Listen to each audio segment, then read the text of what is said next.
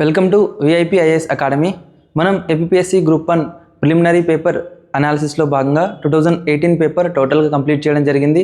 And 2022 పేపర్లో కొన్ని sections complete చేయడం జరిగింది. అవేంటి అంటే హిస్టరీ అండ్ పాలిటీ కంప్లీట్ చేయడం జరిగింది అండి. అందులో రెస్పాన్స్ మంచిగా వచ్చింది. అందరూ ప్లీజ్ కంటిన్యూ అని ఇన్స్టిట్యూట్కు రిక్వెస్ట్ చేశారు, మెసేజ్ చేశారు. కాబట్టి we're continuing this series again. And now we're going to deal with the economy part అండి. ఎకానమీ క్వశ్చన్స్ చూద్దాం.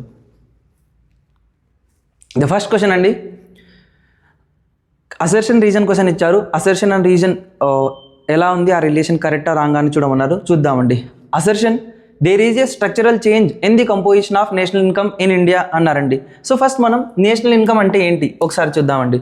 జనరల్గా మనకు నేషనల్ ఇన్కమ్ అనేది ఎలా క్యాలిక్యులేట్ చేస్తామంటే జీడిపి, గ్రాస్ డొమెస్టిక్ ప్రోడక్ట్. మనకు జనరల్గా ఇండియాలో ఉన్న నేషనల్ ఇన్కమ్ యొక్క ఇండికేటర్ ఏంటి అంటే ద ప్రైమరీ ఇండికేటర్ జీడిపి అండి. ఈ జీడిపి క్యాలిక్యులేట్ చేసిన తర్వాత మనం కొన్ని అదర్ ఇండికేటర్స్ తీస్తామండి. ఏంటి అంటే ఎన్డిపి, నెట్ డొమెస్టిక్ ప్రోడక్ట్. ఇది జీడిపి మైనస్ డెప్రిషియేషన్తో వస్తుంది, minus depreciation.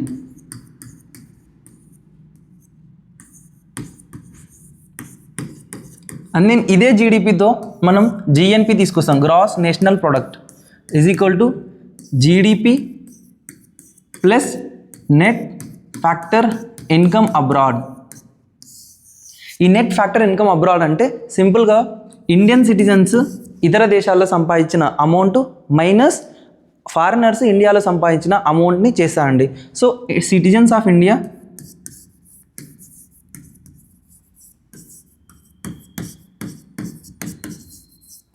Indian citizens earning in abroad minus foreigners earning in India.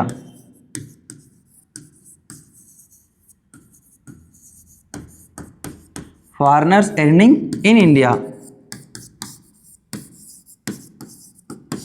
ఇది మనకు గ్రాస్ నేషనల్ ప్రోడక్ట్ అండి. ఇందులోనే మనం జిఎన్పి మైనస్ డిప్రిషియేషన్ చేస్తే, ఎన్ఎన్పి కావాలంటే మనకు net national product is equal to GNP minus depreciation.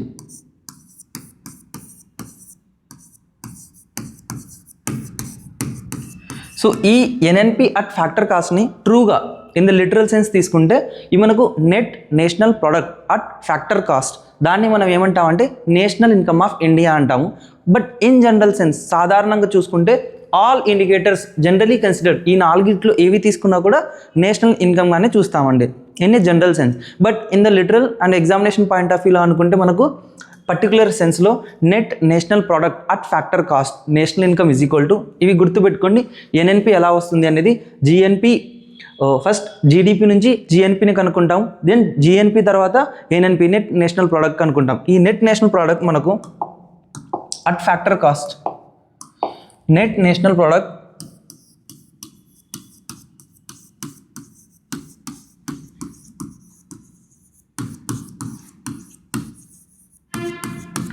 At factor cost.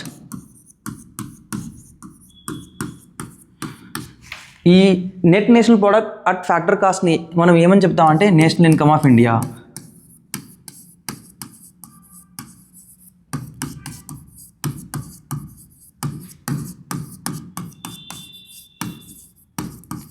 సరే, మరి ఫ్యాక్టర్ కాస్ట్ అంటే ఏంటి, మార్కెట్ ప్రైస్ అంటే ఏంటి అంటే ఇక్కడ నేను చెప్తాను, ఇది రాసుకోండి.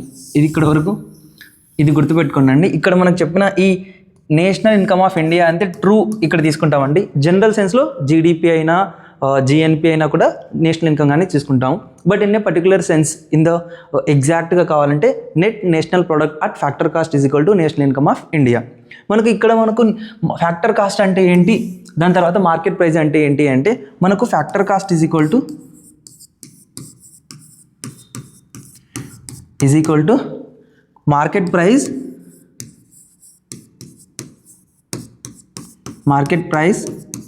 Minus what ever the indirect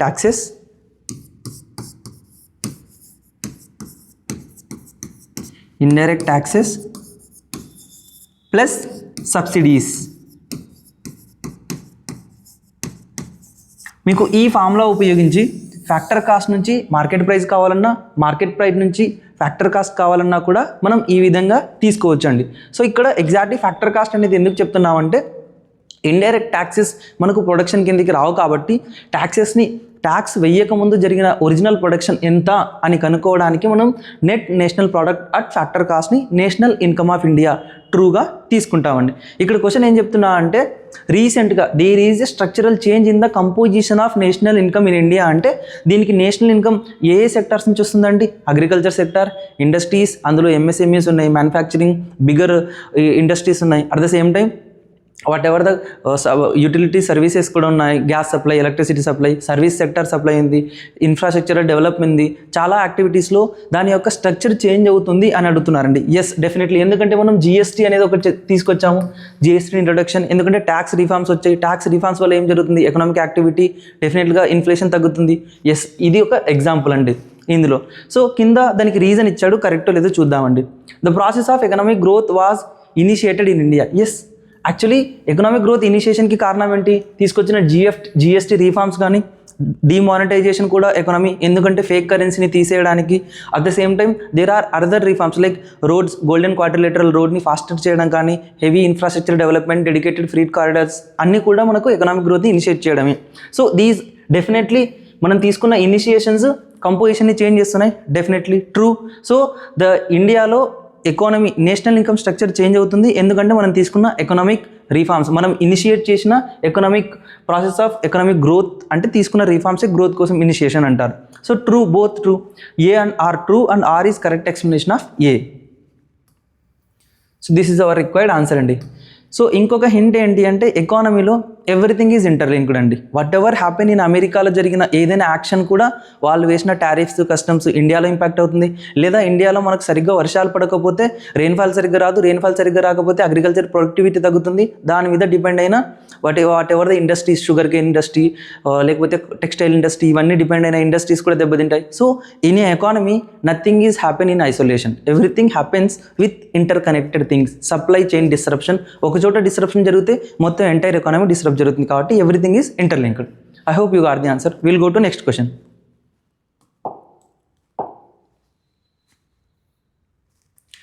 The next question, the economist who said that net social product and the social income are one and the same thing.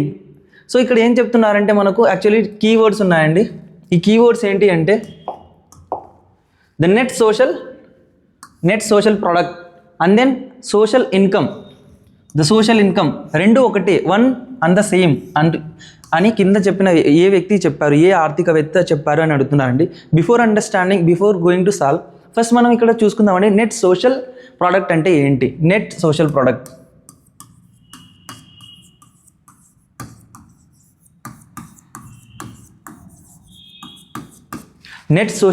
అంటే ఏంటి, at the same time social income అంటే ఏంటి.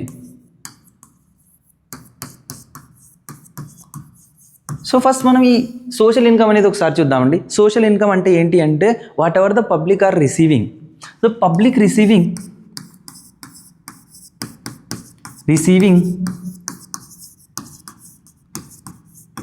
in addition to their normal salary or normal wages.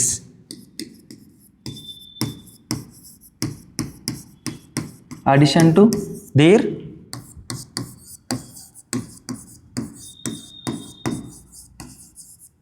salary or wage.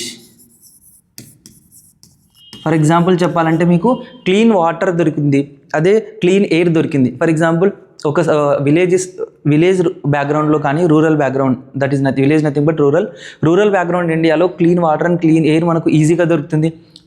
Just compare ఆ clean water and clean ఎయిర్ని మనం ఢిల్లీలో national capital territory of ఇండియాలో లేదా మెట్రోపాలిటన్ సిటీస్లో ముంబై, చెన్నై, కలకత్తాలో కంపేర్ చేసి చూడండి. That is very highly difficult. One day living in the Delhi air pollution is like consuming 40 cigarettes equal. So ఆ విధంగా సోషల్ క్యాపిటల్ అనేది how government is spending upon the public health, public survival, public entertainment and the public transport etcetera. ఇటువంటివన్నీ శాలరీకి అడిషనల్గా ఏదైతే being a member of society తనకు అడిషనల్గా లభిస్తుందో from the government కానీ లేదా ఎన్జిఓస్ దగ్గర నుంచి, దాన్ని ఏమంటారంటే సోషల్ ఇన్కమ్ అంటారు. సో సోషల్ ఇన్కమ్లో శాలరీ కూడా ఇంక్లూడ్ అయి ఉంటుంది వాళ్ళ కష్టానికి తగ్గట్టు. సో ఇక్కడ నెట్ సోషల్ ప్రోడక్ట్ అనేది ఏంటి అంటే ఇట్ ఈస్ సంథింగ్ ఎంటైర్ ఒక ఎకానమీలో అల్టిమేట్గా జనరేట్ అయిన నేషనల్ ఇన్కమ్ దాన్ని బట్టి చెప్తారండి. Ultimate income in the society. So is nothing but is a economic indicator అండి, లైక్ ఎన్ఎన్పి లాగా. ఎన్ఎన్పి కానీ జిఎన్పి కానీ జీడిపి కానీ ఇలాంటి ఒక ఇండికేటర్. అల్టిమేట్గా నెట్గా ఎంత ప్రొడ్యూస్ అయింది, డెప్రిసియేషన్ తీసేసిన తర్వాత how much of economy is generated net అనే విధంగా వీటి ద్వారా ఎలా వచ్చిందని చెప్పేది నెట్ సోషల్ ప్రోడక్ట్ అండి. ఈ రెండు యాక్చువల్గా ఇండైరెక్ట్ వర్డ్స్ కాదు, రెండు ఒకటే అని చెప్పిన వ్యక్తి ఎవరు అంటే మనకు ఇక్కడ జేఆర్ హిక్స్. ఇది సంథింగ్ కొద్దిగా డిఫికల్ట్గా ఉందండి, ఎందుకంటే ఇట్స్ ఎ ఫిలాసఫికల్ బ్యాక్గ్రౌండ్లోకి వెళ్ళి ఎవరు ఏ థియరీ చెప్పారనే విధంగా చూడాలి. ఇక్కడ మనం అదేవిధంగా ఫస్ట్ ఆప్షన్ చూసుకుంటే ఆడమ్ స్మిత్. వీళ్ళంతా మనకు ఆడమ్ స్మిత్ పేరు ఎప్పుడో ఒకసారి విన్నట్లు ఉంటుంది, కానీ రిమైనింగ్ పేర్లు కూడా ఎప్పుడు విన్నట్టు మనకు అనిపించదు. ఓకేనండి, will go to next question.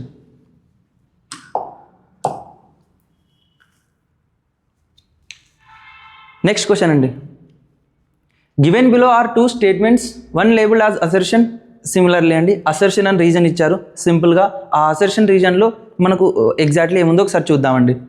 Per capital income decreases in developing country even though national income increases. So ఇక్కడ మనకు నేషనల్ ఇన్కమ్ అంటే చివరగా చూసాం కదండి. So national income is equal to income is equal to net national product at factor cost.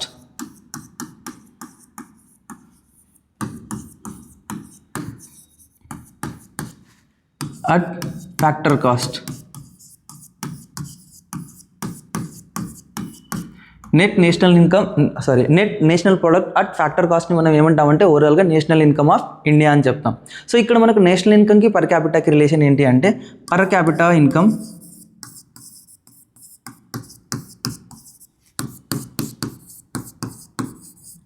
is equal to national income by total population of India.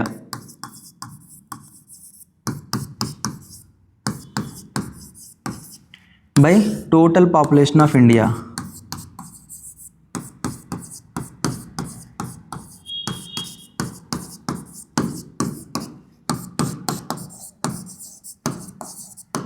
So ఇక్కడ national income by total population of India చేస్తే మనకు per capita income వస్తుంది. So option ఏం చెప్పారు అంటే మనకు per capita income decrease అవుతుంది.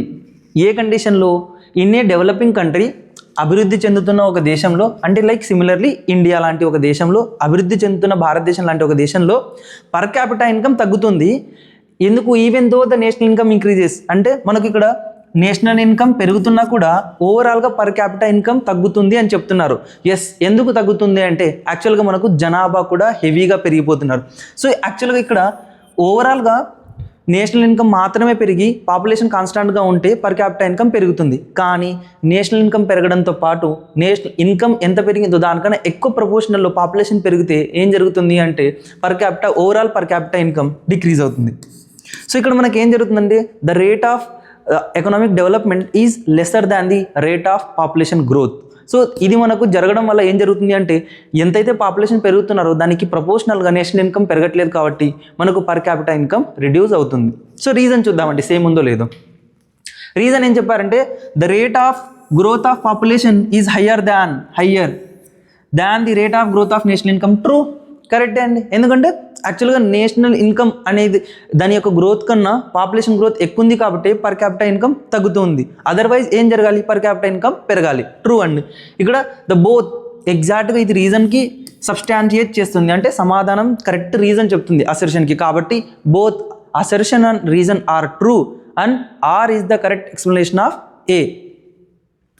Both assertion and reason are true and R is ఇక్కడ బాగా ఆప్షన్ చూడండి అండి, ఇక్కడ ఫస్ట్ ఆప్షన్లో నాట్ ఇచ్చారు. మనం జనరల్గా ఏం చేస్తామంటే ఫ్లోలో లేదా ఎగ్జామ్ ప్రెజర్లో ఓకే ఆప్షన్ ఏ ఆల్వేస్ ఇదే ఉంటుంది కదా, both A and R true and R is not అన్నారు. ఈ పదం గుర్తుపెట్టుకొని మనకి ఏం కనుక్కోమన్నారండి, కరెక్ట్ కనుక్కోమన్నారు కాబట్టి కింద ఆప్షన్ ఇచ్చారు చూడండి, both A and R true and R is the correct explanation of A. So ఇక్కడ మనం ఆప్షన్ చేసేటప్పుడు కూడా కన్ఫ్యూజ్ అవుతాము. బీ కేర్ఫుల్ ఈ ఆప్షన్ సెలెక్షన్ దగ్గర. As I attend to mistake, ఇక్కడ ఈ నాట్ అనే పదాన్ని బాగా గుర్తు చేసుకోండి. ఇక్కడ నాట్ ఉంది కాబట్టి ఆప్షన్ 1 ఆన్సర్ తెలిసినా కూడా or A and R correct, R is correct explanation of A అని తెలిసినా కూడా ఇక్కడ మనం మిస్టేక్ చేసే ఛాన్స్ ఉంది కాబట్టి ఈ విధంగా ప్రతి ఆప్షన్ని మనం ఖచ్చితంగా క్షుణ్ణంగా చదవాలండి. So option B is our required answer అండి.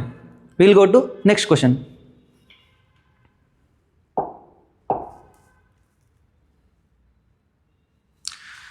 నెక్స్ట్ క్వశ్చన్ అండి, during which 5-year plan was the rate of growth of gross domestic product the highest అని అడిగారండి. యాక్చువల్గా మనకు 5-year ప్లాన్ ఒకటి ఉన్నాయి కదండి 1950లో. 1950 we have created an economic planning body called planning commission of India. Planning commission of India.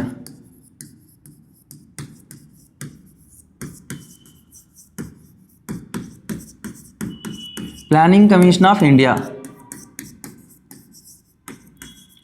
So భారతదేశంలో planning commission of India ఒకటి నిర్ణయించుకున్నాం. ఎందుకంటే భారతదేశంలో ఉన్న ఆర్థిక కార్యకలాపాలని, మన దగ్గర ఉన్న రీసోర్సెస్ని, whatever we have the resources to utilise it in a proper way for the development of the country, for the betterment and for the growth of economic growth of country కోసం మనం planning commission 1950లో తెచ్చుకున్నాము. ఈ planning commission మనకు suggest చేసింది ఏంటి అంటే 5-year plans.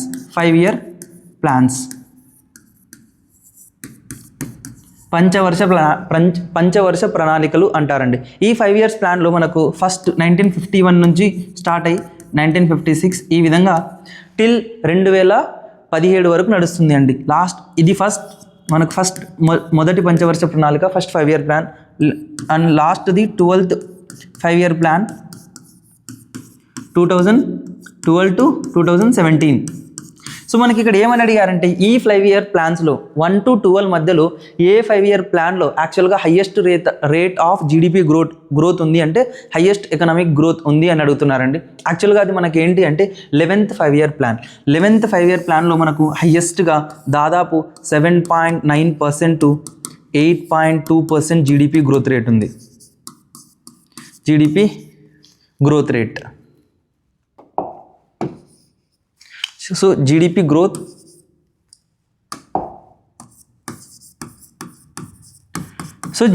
Rate మనకి ఎప్పుడు ఎక్కువ ఉంది అంటే 11th 5-year ప్లాన్లో ఉంది. సో ఇక్కడ మనం 11th 5-year ప్లాన్ అన్నప్పుడు కొద్దిగా డీటెయిల్స్ చూడాలి కదండి, దాని గురించి చూద్దాం. ఇక్కడ జస్ట్ నేను యారో తీసుకొస్తానండి.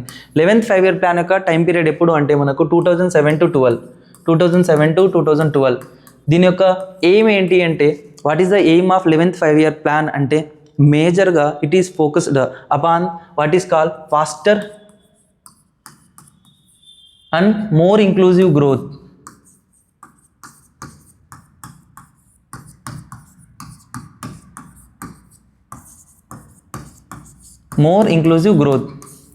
దీని యొక్క టార్గెట్ ఏముంది అంటే దాదాపు 9% కావాలని టార్గెట్ పెట్టుకుంది. 9% గ్రోత్ అనే target, 9% annual growth.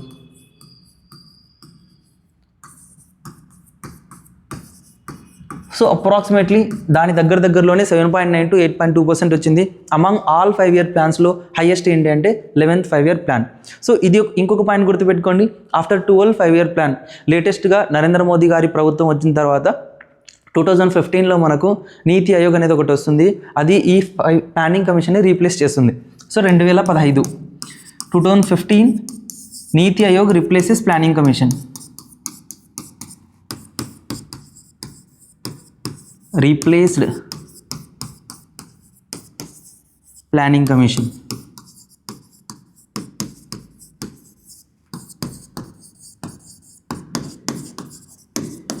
So now భారతదేశంలో ఉన్న ఎకనామిక్ ప్లానింగ్ ఎవరు ఇస్తారు, ఎకనామిక్ ప్లానింగ్ ఒక నేషన్కి ఎవరు అడ్వైస్ చేస్తారు, స్టేట్స్కి ఎవరు అడ్వైస్ చేస్తారు అంటే it is the NITI Aayog, national institute for transforming India. ఇది మనకు సపోర్ట్ చేస్తుంది ఎకనామిక్ ప్లానింగ్ కోసం. At the same time whatever the economic reforms కావాలో అది మనకు సజెస్ట్ చేస్తుంది in the place of planning commission of India. ఈ రెండు కూడా ఎగ్జిక్యూటివ్ బాడీస్ అండి. They are not constitutional bodies. At the same time they are not statutory bodies also. They are just executive bodies.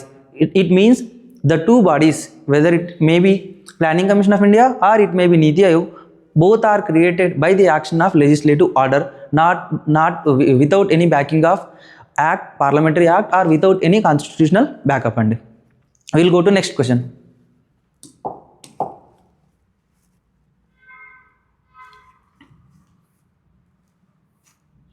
Okay, next question అండి, which of the following is not a feature of MNREGA అని అడిగారండి. యాక్చువల్గా ఇక్కడ question something, ఈ question explain చేసిన తర్వాత మీకు details చెప్తానండి. మన్రేగా అనేది మనకు ఈ రోజు కూడా బాగా కాంట్రవర్సీ జరుగుతుంది అండి, ఎందుకంటే మన్రేగా యొక్క నేమ్ చేంజ్ చేశారు. మన్రేగా అంటే సింపుల్గా Mahatma Gandhi national rural employment guarantee act రాస్తానండి ఇక్కడ.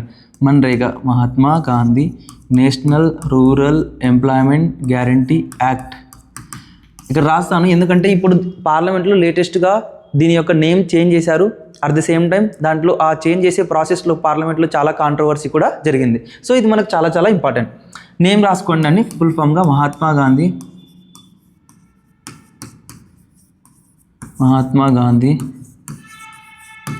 నేషనల్ రూరల్ ఎంప్లాయ్మెంట్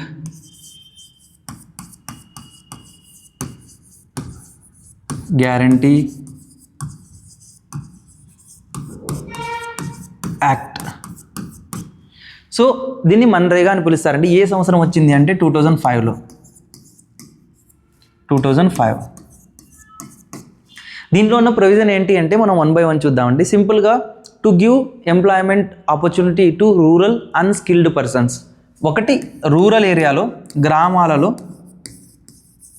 రూరల్లో ఎవరికైతే స్కిల్డ్ వర్క్ లేదా జాబ్ దొరకట్లేదో, అన్స్కిల్డ్ పర్సన్స్కి ఎటువంటి ఎంప్లాయ్మెంట్ దొరికినప్పుడు ఆ అన్ఎంప్లాయ్మెంట్ని తగ్గించడానికి కేంద్ర ప్రభుత్వం ఒక చట్టం తీసుకొచ్చింది, అదే మన్రేగా అండి. ఏం చేస్తుంది అంటే వర్క్ టు అన్స్కిల్డ్ అన్ఎంప్లాయీస్, వీళ్ళతో ఏం చేపిస్తుంది అంటే యాక్చువల్గా ఈ రూరల్ బ్యాక్గ్రౌండ్లో ఉన్న ఈ whatever call cleaning of the canals, water irrigation canals యొక్క క్లీనింగ్ కోసం, రెనోవేషన్ కోసం, digging of the whatever the ponds, water ponds కానీ, లేకపోతే వాటర్ కన్జర్వేషన్ మెథడ్స్ కానీ, విలేజ్ డెవలప్మెంట్ కోసం ఏదైనా క్లీన్లీ జాబ్స్ కానీ, అలాంటివి ఏవైతే రూరల్కి అవసరమో వీళ్ళకి ఎంప్లాయ్మెంట్ ప్రొవైడ్ చేస్తూనే రూరల్ డెవలప్మెంట్ని చూసుకోవడానికి, వాటర్ కన్జర్వేషన్ చేయడానికి, at the same time pollution control చేయడానికి బోత్ విన్ విన్ సిచ్యువేషన్గా వర్క్ చేయిస్తూ one side employment, another side they are doing the development of rural villages, whatever call Indian villages, ఆ విధంగా చేశారండి. So ఇక్కడ ఇప్పుడు రీసెంట్గా ఏం జరిగింది అంటే దీని యొక్క నేమ్ చేంజ్ చేశారండి. దీని యొక్క నేమ్ చేంజ్ చేశారు. ఏం పెట్టారు అంటే చేంజ్ చేసిన నేము ఇది రాసుకోండి. నేను నెక్స్ట్ స్లైడ్ చేంజ్ చేశానండి. అక్కడ మనకు the name MNREGA change to VBG Ramji, VBG Ramji, ఇది VBG రామ్జీ యాక్ట్ 2025. దీని యొక్క నేమ్ చేంజ్ చేశారండి మన్రేగాది. ఫుల్ ఫామ్ ఏంటి అంటే వికసిత్ భారత్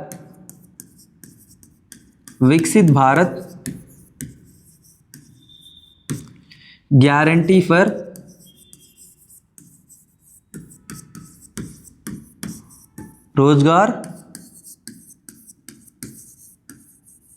रोजगार and आजीविका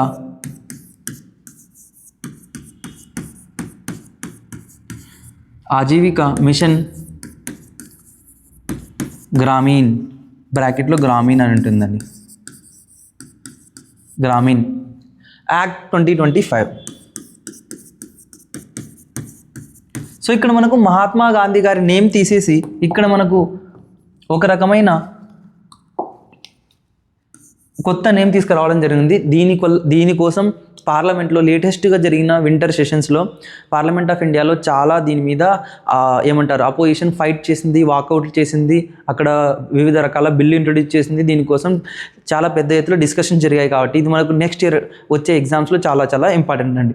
so I hope you understand. ఇది లేటెస్ట్గా చేంజ్ చేసిన నేమ్ బిల్. ఇందులో ఏం చేశారంటే యాక్చువల్గా ఒరిజినల్గా 100 days వరకు ఉండేది. ఇప్పుడు లేటెస్ట్గా ఏం చెప్పారంటే 125 daysకి ఇవ్వండి అని చెప్పారు. 125 days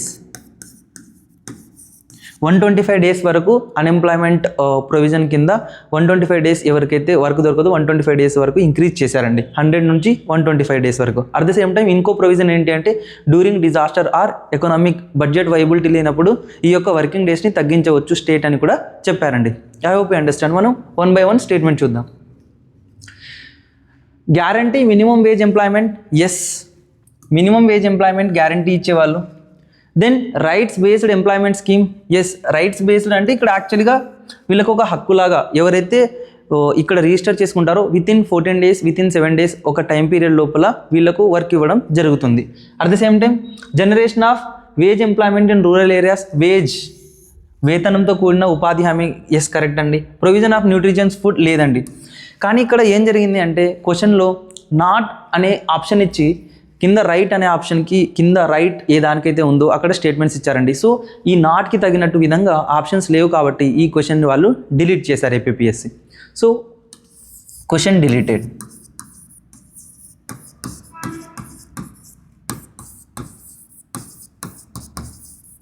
బై ఏపీఎస్సి. కానీ వెరీ వెరీ ఇంపార్టెంట్ టాపిక్ అండి మనకు. 100 రోజుల పని, కరువు పని, whatever we call that is this MNREGA presently VBG RAMG bill or act.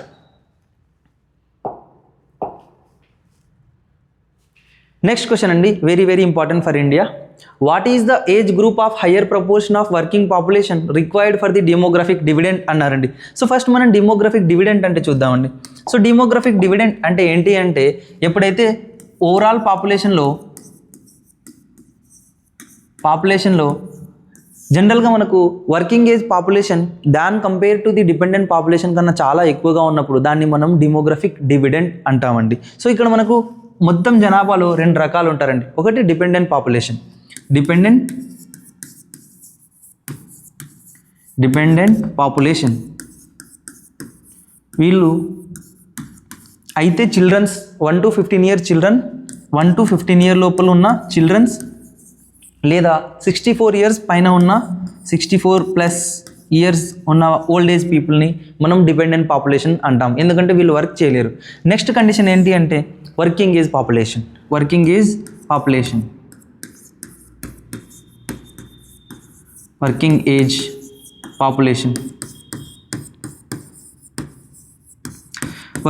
Population approximately ఎంత అంటే 15 to 64 years. సో ఇండియాలో ఈ వర్కింగ్ ఏజ్ పాపులేషన్ ఎక్కువగా ఉన్నారు కాబట్టి మనల్ని ఏమని పిలుస్తారండి ఇప్పుడు, India is having the demographic dividend అంటారు. సో ద వర్డ్ గుర్తుపెట్టుకోండి, డెమోగ్రఫిక్ డివిడెంట్ అనేది వర్కింగ్ పాపులేషన్ ఎక్కువ ఉన్నారు కాబట్టి ఇస్తున్నారు. సో రాసుకోండి డెమోగ్రఫిక్ డివిడెంట్. సో మనకు జనాభా వల్ల వచ్చే లాభాలు అనే అర్థం వస్తుందండి దాని యొక్క క్లియర్ మీనింగ్. సో ఇక్కడ సింపుల్గా వాళ్ళు ఏ ఏజ్ గ్రూప్లో వాళ్ళని డెమోగ్రఫిక్ డివిడెంట్ అని ఏ ఏజ్ గ్రూప్ పాపులేషన్ ఉండడం వల్ల పిలుస్తారు అని అడిగారండి. సింపుల్గా working population required for the demographic dividend age group అని అడుగుతున్నారండి. సింపుల్గా 15 to 64 is our required answer. It is our required answer అండి. I hope you understand. It is the difference.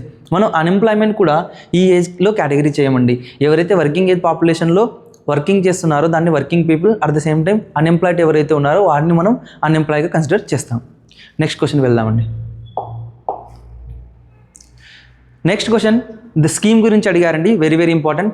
Which of the following are the objectives of Beti Bachao Beti Padhao అనే scheme అడిగారండి. So Beti Bachao Beti Padhao అనే scheme ఏంటి అంటే మనకు సాధారణంగా ఉమెన్ యొక్క సెక్స్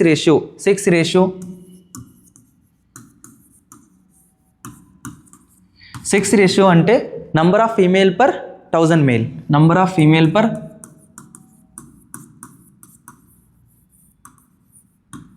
1000 మేల్స్ ఆర్ 1000 మేల్ పాపులేషన్కి ఎంత ఫీమేల్ ఉన్నారు అని చూస్తున్నారు. ఇండియాలో నేషనల్ యావరేజ్ ఎంత ఉంది అంటే ఇండియా యొక్క national average India national average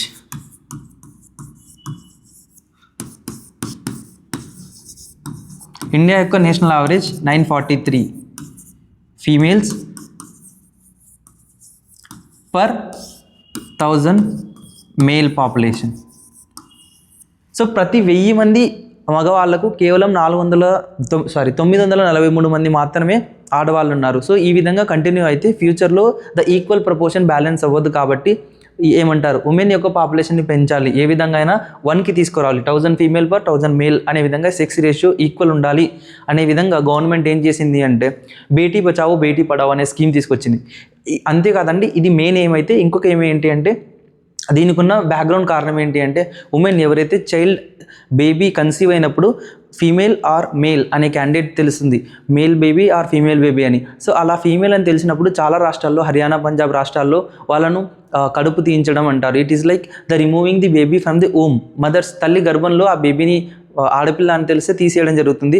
so ఆ పద్ధతిని నిర్మూలించడానికి కూడా మనకు ఏం చేశారు అంటే బేటీ బచావో బేటీ పడావో తీసుకొచ్చారు. ఇన్ఫాంటిసైడ్ ఆర్ ఫీటిసైడ్స్ అంటారు. So women foeticide at the same time women infanticide జరగకుండా మనకు బేటీ బచావో బేటీ పడావో కూడా హెల్ప్ అవుతుంది. అట్ ద సేమ్ టైం మనకు వాళ్ళ ఎడ్యుకేషన్ సపోర్ట్, సోషల్ ఎంపవర్మెంట్ కోసం కూడా తీసుకొచ్చారండి. మనం 1 by 1 ఆప్షన్ చూద్దాం. To provide legal assistance to girls, లేదండి, లీగల్ అసిస్టెన్స్ ఇవ్వడానికి కాదు, జస్ట్ ఇట్స్ ఎ ఎంపవర్మెంట్ కోసం. To reduce decline of child sex ratio, yes.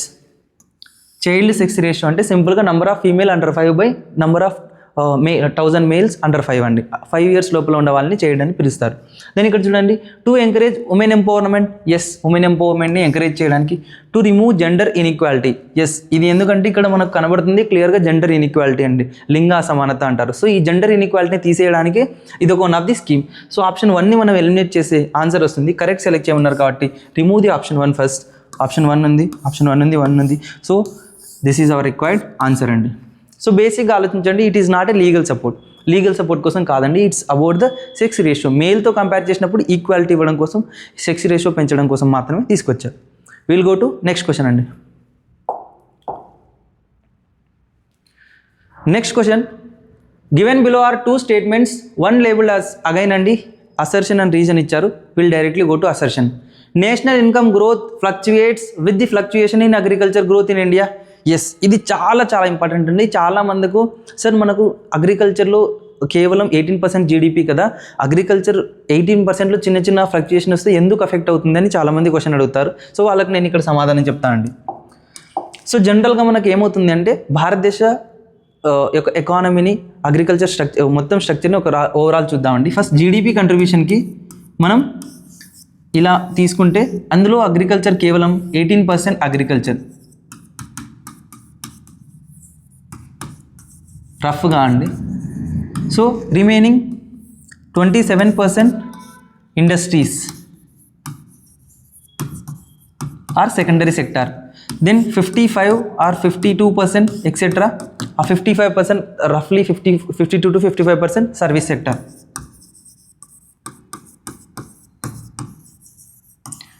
So sir ఈ 18% ఆఫ్ జీడిపి ఎఫెక్ట్ అయితే నేషనల్ ఎకానమీ మొత్తం ఎలా ఎఫెక్ట్ అవుతుంది? క్వశ్చన్ చూడండి, national income growth fluctuates with the fluctuations in the agriculture growth in India అన్నారు. సో ఈ చిన్న అగ్రికల్చర్లో ఏదన్నా ఫ్లక్చుయేషన్ వస్తే ఇంత పెద్ద ఆర్థిక వ్యవస్థ ఎలా ఫ్లక్చుయేట్ అవుతుంది అనే క్వశ్చన్ చాలామంది అడుగుతుంటారు. కానీ ఇక్కడ బాగా చూడండి, మనకు ఇది కేవలం number, not only the direct number జీడిపిలో చూస్తున్నామండి.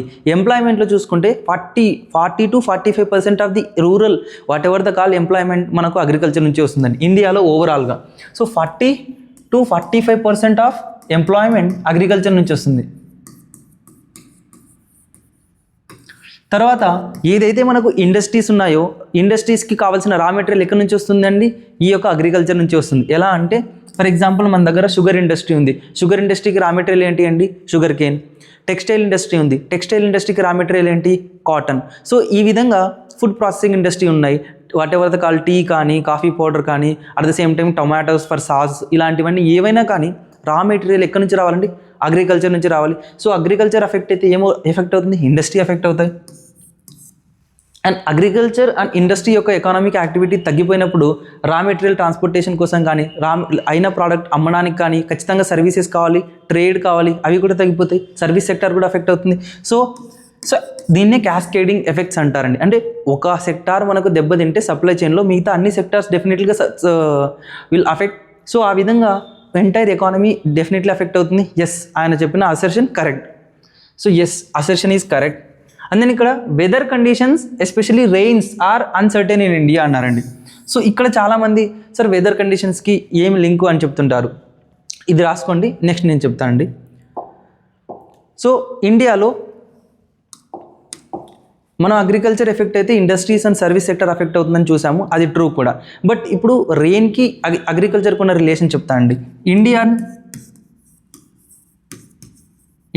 అగ్రికల్చర్ ల్యాండ్లో, భారతదేశంలో ఉన్న వ్యవసాయంలో అగ్రికల్చర్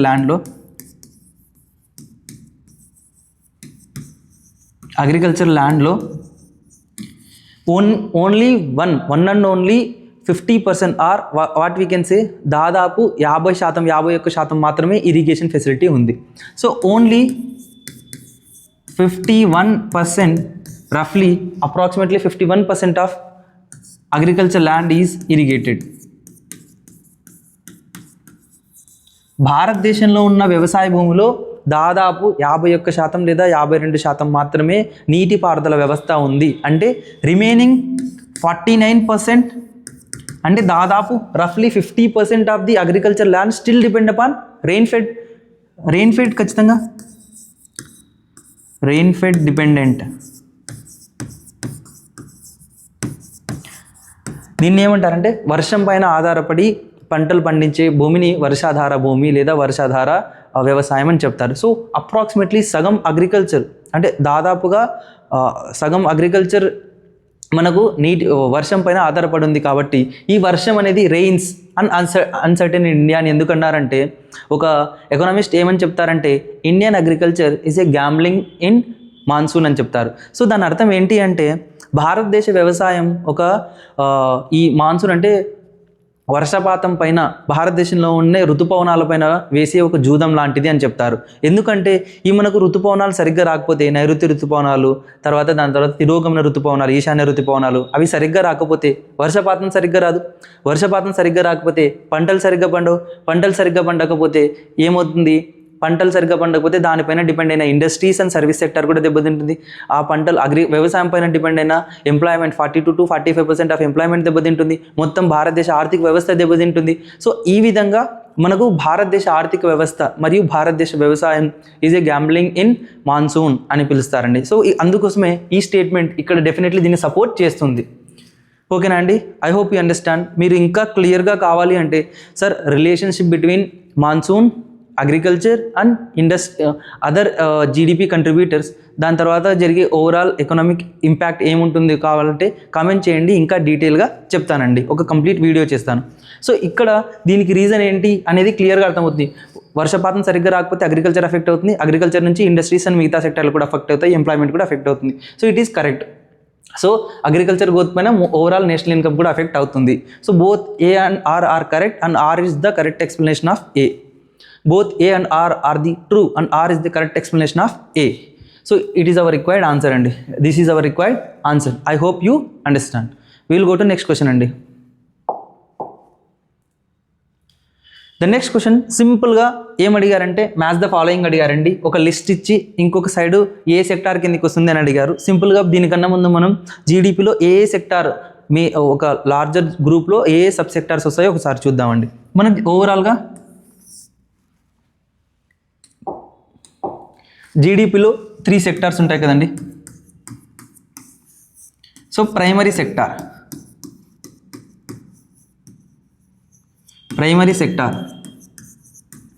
సో ప్రైమరీ సెక్టార్ కింద మనకి ఏమేమి వస్తాయంటే first agriculture,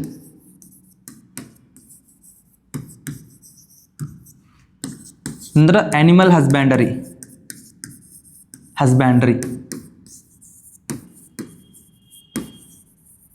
then fishing,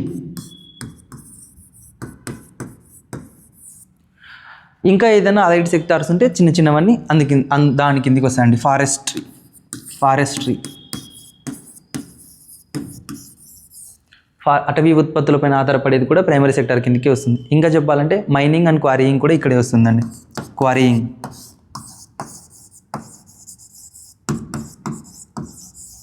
quarrying కూడా ఇక్కడే వస్తుంది మనకు. అండ్ దెన్ మనం సెకండరీ సెక్టార్లో చూసుకుంటే ఒకసారి రఫ్గా మనకి ఏమొస్తుంది అంటే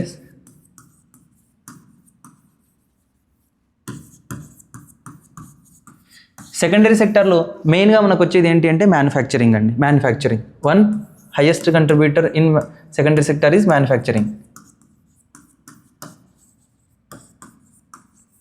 దెన్ మనకు వచ్చేది ఏంటి అంటే మ్యానుఫ్యాక్చరింగ్ తర్వాత ఇక్కడ మేజర్గా మనకు కనిపించేది కన్స్ట్రక్షన్ సెక్టార్.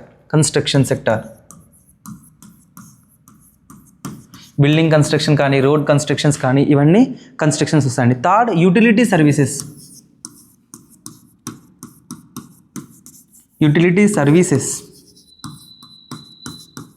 యూటిలిటీ సర్వీసెస్ అంటే gas supply, electricity supply, water supply. So gas supply,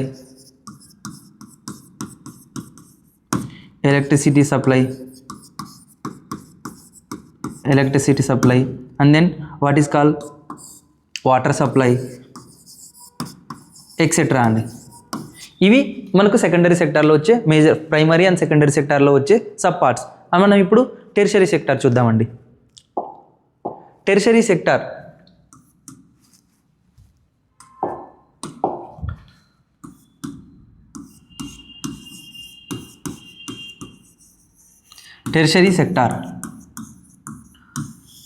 దీన్నే సర్వీస్ సెక్టర్ అని కూడా పిలుస్తారండి. సో ఇందులో ఏమేమి వస్తాయంటే మనకు first trade,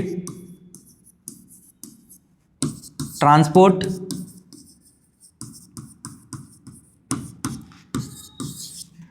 health and education,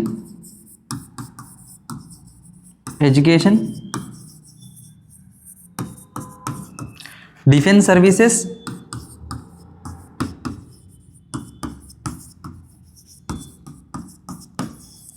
general administration, సాధారణ పరిపాలన,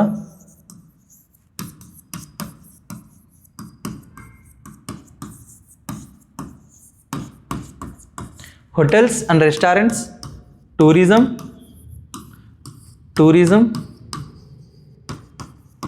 బ్యాంకింగ్. సో ఇంత లార్జర్ ఇంటర్ప్రిటేషన్ ఉంది కాబట్టి మనకు సర్వీస్ సెక్టర్ దాదాపుగా 51 to 55% ఆఫ్ జీడిపి ఇస్తుందండి. ఎందుకంటే మనకు బ్యాంకింగ్ సెక్టార్ ఉంది, జనరల్ అడ్మినిస్ట్రేషన్ ఉంది, హోటల్స్ అండ్ రెస్టారెంట్, టూరిజం ఉంది, trade, transport, health and educational services, defence services, ఇవన్నీ సర్వీసెస్ ఉన్నాయి. కాబట్టి whatever we call service sector is giving the largest contribution to the GDP in India. So ఇప్పుడు మనం 1 by 1 match చేద్దామండి. Trade అంటే service sector ఇప్పుడే చూసాము. So trade is service sector 2. Then water supply అనేది secondary sector, మనం ఇంతకుముందు చూసాము. Industrial sector or secondary sector. So ఇక్కడ 4. Fisheries primary sector 1. GDP calculation ఎవరు చేస్తారంటే central statistical organisation under ministry of statistics and programme implementation, MoSPI అంటారు. Ministry of statistics and programme implementation, దీన్ని మనం మాస్పీ అని పిలుస్తాము. ఈ మినిస్ట్రీ కింద సెంట్రల్ స్టాటిస్టికల్ ఆర్గనైజేషన్ మనకు జీడిపిని క్యాలిక్యులేట్ చేస్తుంది, లేదా ఎన్ఎస్ఓ నేషనల్ స్టాటిస్టికల్ ఆర్గనైజేషన్ ఈరోజు క్యాలిక్యులేట్ చేస్తుంది అండి. So answer option 3. So required answer ఒకసారి చూద్దామండి. 2413. This is our required answer. So I hope you understand అండి. Will go to next question అండి. Which of the following is not included in the national income అని అడిగారండి. Not అని అడిగారు. కింద ఇచ్చిన ఆప్షన్స్లో నేషనల్ ఇన్కమ్ క్యాలిక్యులేట్ చేయడంలో ఏది రాదు అని అడిగారండి. యాక్చువల్గా మనం నేషనల్ ఇన్కమ్ జీడిపి క్యాలిక్యులేషన్లో 3 మెథడ్స్ వాడతాము. అందులో మెయిన్గా expenditure method, at the same time income method వాడతామండి. ఇక్కడ మనకు ఇన్కమ్ మెథడ్ ఆప్షన్స్ ఇచ్చారు కాబట్టి వీ లుకప్ అని ఇన్కమ్ మెథడ్లో ఏవి వస్తాయి చూద్దామండి ఒకసారి. మనకు ఇన్కమ్